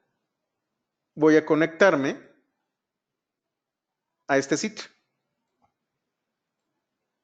httpbin.org image/png. ¿Qué es lo que contiene? Esta imagen de puerquito. Si se fijan, no es una página HTML. Es una imagen. Y vamos a ver cómo es que la procesa un cliente. Este es el contenido que me envió. Está en binario. Yo no lo puedo entender, no lo puedo ver a menos de que tenga la herramienta correcta. Puedo ver los encabezados y si ustedes se fijan, aquí dice Content Type. Es una imagen en PNG. Content Type le ayuda al cliente a identificar lo que me está enviando el servidor. Con esto yo le estoy diciendo al cliente, oye, te estoy mandando un binario, pero para que no te confundas, lo que te estoy enviando es una imagen en formato PNG. Una de las características de este objeto creado por request es que me regresa un objeto tipo dict. Y entonces yo puedo buscar content type utilizando content type como clave. Si no saben lo que es un objeto tipo dict, en PY 101 hay todo un capítulo sobre este tipo de dato. ¿Cómo funciona? Tiene un índice al que puedo acceder a través de su clave. Ok, ya sé que es una imagen. Afortunadamente, Jupyter y IPython tienen una clase llamada image que me permite desplegar imágenes directamente en la notebook. ¿Qué es lo que estoy haciendo aquí? Estoy instanciando la clase image con el contenido de esta conexión. Y cierro la sesión.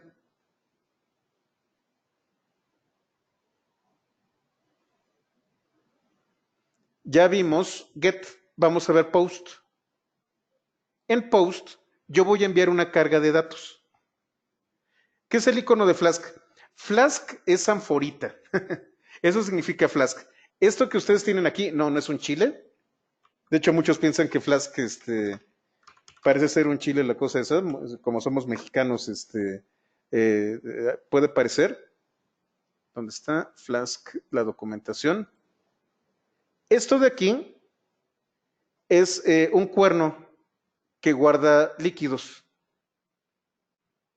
Eso significa Flask. Es como el cuerno de los vikingos, en donde ustedes le metían la cerveza y tomaban directamente. Y en español, Flask es anforita.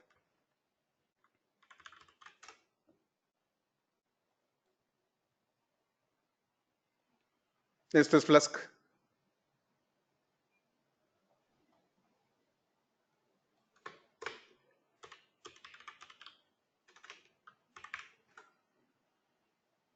Esto es Flask.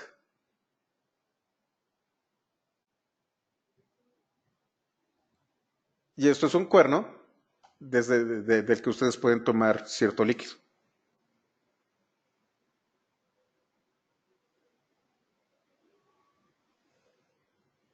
Alejandro, si parece que tienes problemas, déjame ver si podemos arreglarlo mañana. Me conecto un poco antes, 2:45 o 2:30, y vemos problemas técnicos. Es como el que usa, no, esa es una bota. Pero sí, puedes tomarlo como flask. Creo que en inglés no hay no hay una traducción para las botas. Bueno, Post. ¿Cómo funciona Post? Post envía los datos cifrados. Más bien, no cifrados, empaquetados. Ustedes no van a ver a través del URL los datos, sino que hay una carga de datos. Vamos a verlo. Request también tiene la función post, que va a generar un objeto, pero no solo eso, sino yo le puedo decir qué carga de datos enviar. Le voy a decir, voy a enviar en JSON este objeto tipo dict. ¿Qué estoy haciendo aquí? Tengo mi sesión, me voy a http bin org diagonal post. El servidor va a procesar los datos y me va a regresar una respuesta. ¿Qué tipo de contenido me va a regresar? Me regresa JSON. ¿Qué me regresó?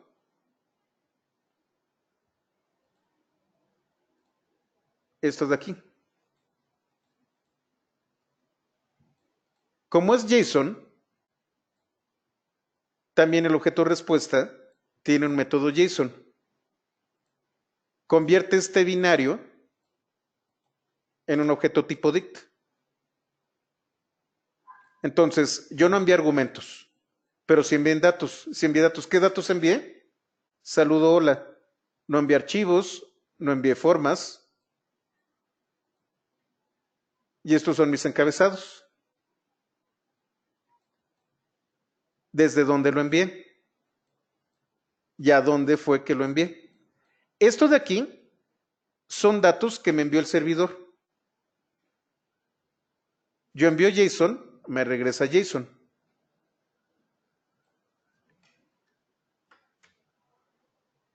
Yo puedo darle un nombre al resultado de este método y puedo acceder a cualquiera de estos elementos. Y cierro la conexión. Para los que estuvieron en PY 101, ya están familiarizados con los objetos tipo dict. Me regresa un JSON y con este método lo convierto en dict. De este binario lo convierto en un objeto tipo dict que puedo manipular. Lo que nosotros hacemos en PY 121 es nos conectamos a la API de Twitter, utilizamos los métodos get y post que están definidos por parte de la API y vamos a trabajar con estos JSON. Eso es PY 121.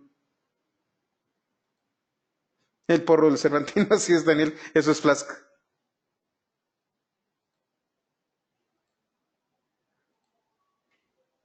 Hasta aquí todo bien con HTTP. Si quieren explorar un poquito más, vayan a PY 121. Ahí es en donde les hablo de cómo manipular esta información y hacemos técnicas de web scraping. Esto es lo básico. Viene un curso, ya me convencí, tenía muchos problemas éticos con respecto al curso de web scraping avanzado, pero yo creo que a mediados del próximo año voy a dar un curso de web scraping avanzado y todos estos temas, tanto request como URL lib y todo esto, los vamos a ver a profundidad. Y también Scrappy lo vamos a ver a profundidad. El problema que tenemos es que raya en lo ilegal. El web scrapping es legal si tienen permiso para hacerlo. No pueden hacer web scrapping en cualquier sitio. Es por eso por lo que existe coder.mx. Coder.mx, si ustedes quieren utilizarlo, Es un sitio al que ustedes pueden hacer web scraping y nadie los va a demandar. Es mi laboratorio de prácticas para web scraping y justamente con esto voy a dar el curso.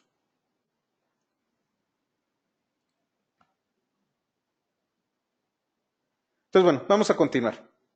¿Todo bien con HTTP? Es mucha información, son muchos conceptos, pero es la base del desarrollo de aplicaciones. Si ustedes no entienden HTTP, pues prácticamente no tiene sentido esta capacitación. ¿Todo bien? ¿Todo en orden?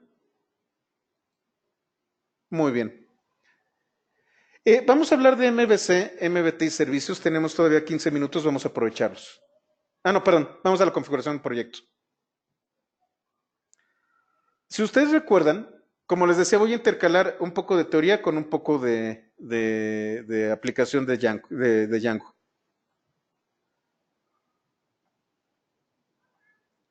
Debemos haber creado en introducción a Django, de hecho aquí es 01, no es 02.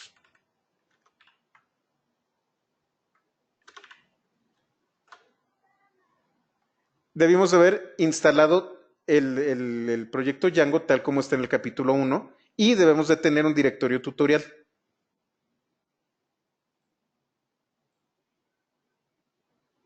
Que es este de aquí. Tutorial tiene a su vez otro directorio con el mismo nombre.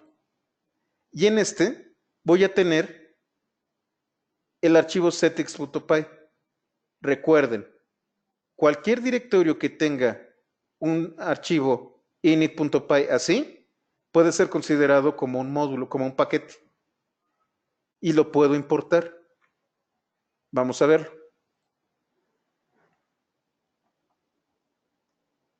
¿Qué contiene settings.py? Contiene este texto. Settings.py es el archivo de configuración del proyecto. Es aquí en donde yo defino cómo se va a comportar el proyecto. Si se fijan, está en mayúsculas. Esta es una convención que me indica que esto son variables de configuración.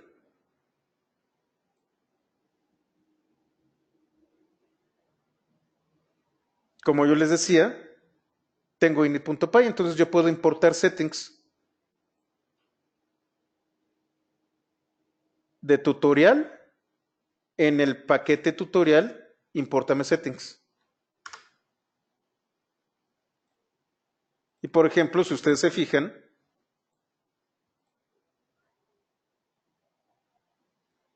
tengo la variable debug. Debug igual a true. Y todo lo que está definido en settings, lo acabo de importar. No puedo modificarlo, pero sí puedo consultarlo.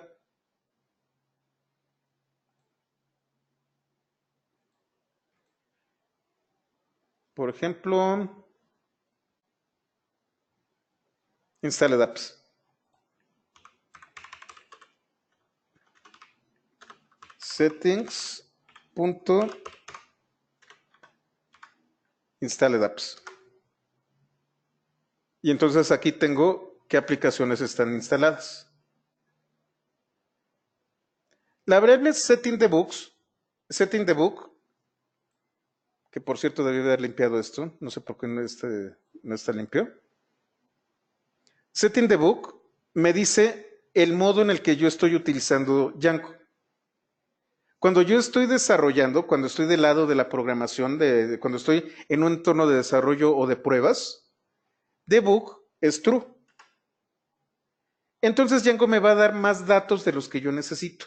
Cuando yo apago esto, cuando esto se vuelve false, es cuando entro a producción. Ya no es tan explícito. ¿Por qué? Porque doy más información al usuario de la que él necesita. Debug igual a true significa que está en modo de desarrollo y entonces el desarrollador necesita información sobre cómo está funcionando Django. Es muy importante que cuando vayan a producción esto sea false. Secret key. Para todo el tema de seguridad,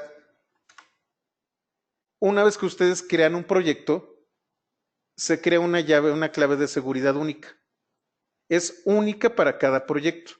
A partir de esta clave, vienen cifrados y vienen envíos de datos y cosas por el estilo de manera segura. BaseDir me va a decir dónde se encuentra el proyecto. Aquí es en donde está el proyecto tutorial. ¿Dónde va a estar la raíz de la URL? Aquí está definido. Esto, lo que me está diciendo, es un archivo.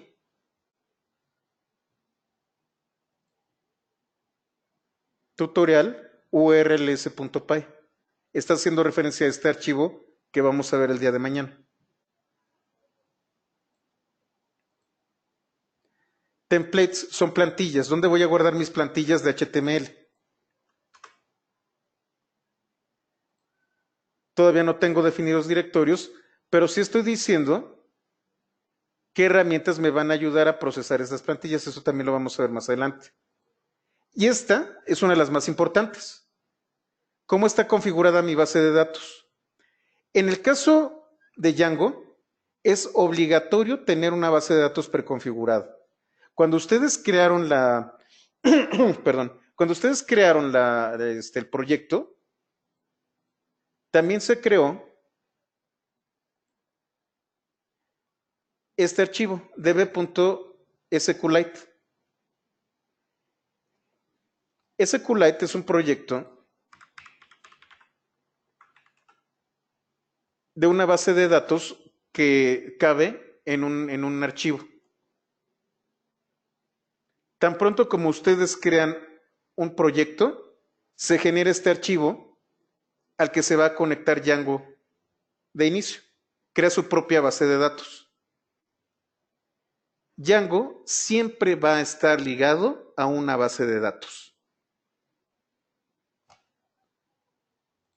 Aquí yo puedo decirle qué base de datos voy a utilizar. En este caso voy a utilizar la que viene por defecto. Voy a utilizar,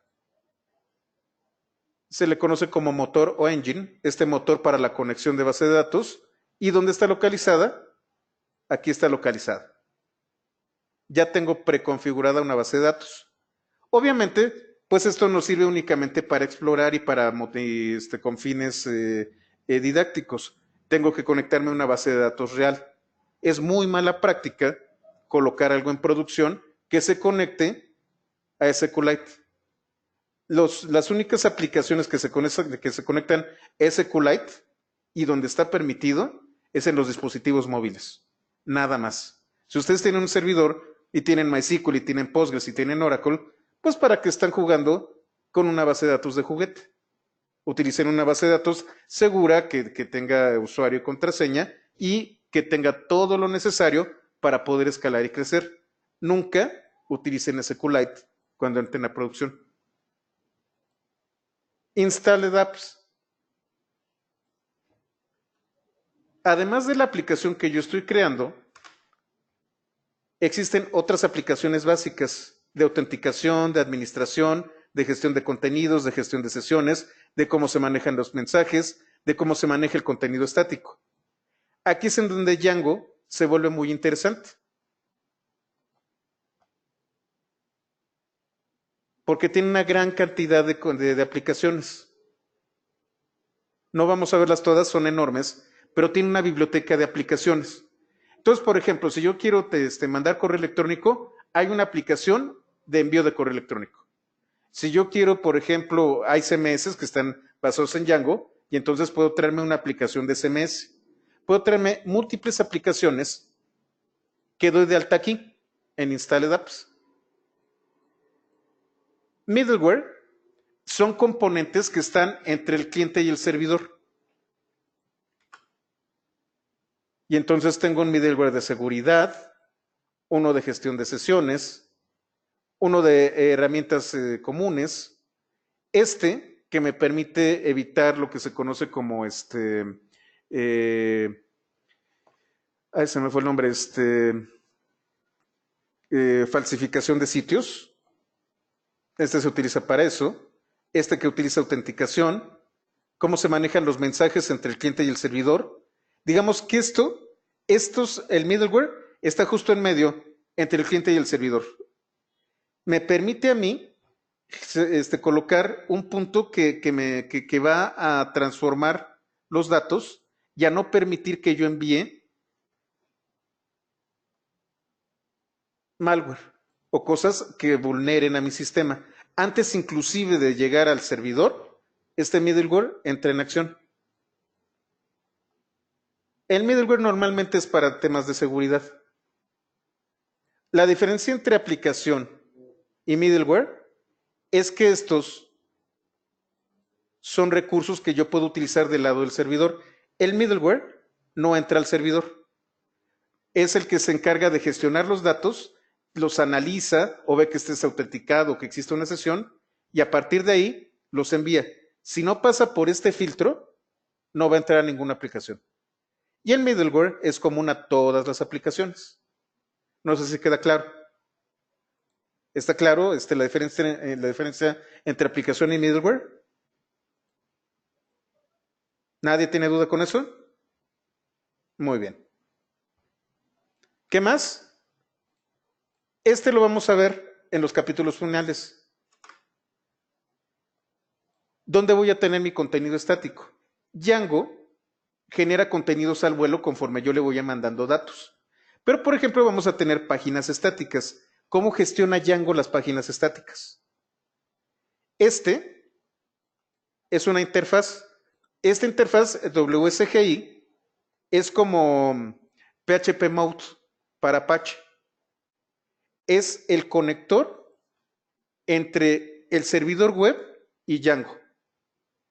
Es el que se encarga de hacer todas las transacciones para que para el usuario sea transparente, se enfrente a Apache o a Nginx y por detrás esté funcionando Django.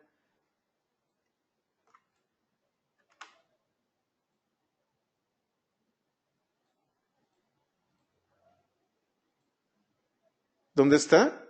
Es tutorial WSGI Application. Vamos a verlo. Tutorial WSGI.py. Aquí es en donde yo coloco las configuraciones de WSGI. Esto lo vamos a ver al final también. Y bueno, todo esto que vimos es una configuración inicial. Es la configuración por defecto que tiene Django. Cuando yo entro a producción, voy a cambiar muchas de estas cosas.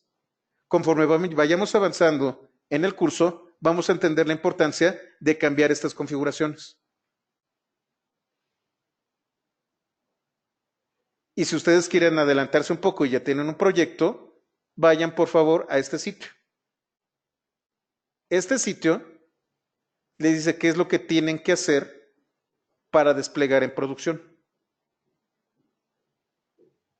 Es un checklist, es su lista de qué deben de hacer para pasar de desarrollo y pruebas a producción con Django. Y con esto terminamos la sesión de hoy. No sé si todo queda claro. ¿Todo bien? Ya con la configuración, entonces ya podemos generar nuestra primera aplicación. Eso lo vamos a hacer el día de mañana. Vamos a hablar de MVC, MVT y vamos a generar nuestras primeras aplicaciones. Bueno, pues si no hay dudas, entonces nos vemos el día de mañana. Muchas gracias.